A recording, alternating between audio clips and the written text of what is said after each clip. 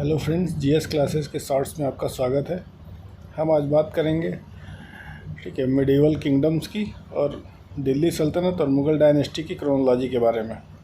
तो सबसे पहले थी चोल डायनेस्टी आई थी, जो 9वीं से 13वीं शताब्दी तक थी, जो साउथ इंडिया में राज करती थी। उसकी कैपिटल क्या थी?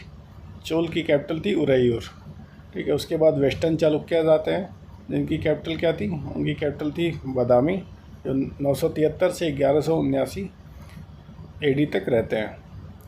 फिर आती है दिल्ली सल्तनत की हम बात करते हैं, जो 1206 से 1526 तक थी। इसमें सबसे पहले आते हैं स्लेव डायनेस्टी, फिर खिलजी डायनेस्टी, फिर तुगलक, फिर सैयद, फिर लोधी।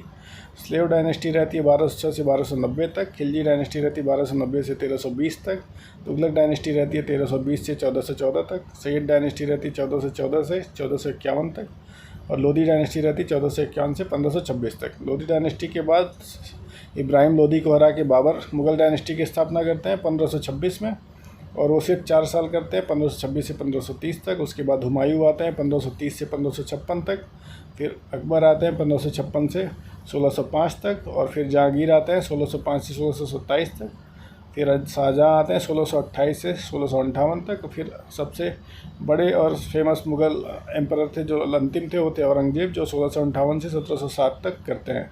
उसके बाद कुछ और भी प्रोमिनेंट डायनेस्टी थी, जैसे विजयनगर एम्पायर, वो बाबर के टाइम में भी थे, जो 1336 से 1646 तक थे, और बहमनी किंगडम थी, जो 1347 से 1527 तक थी।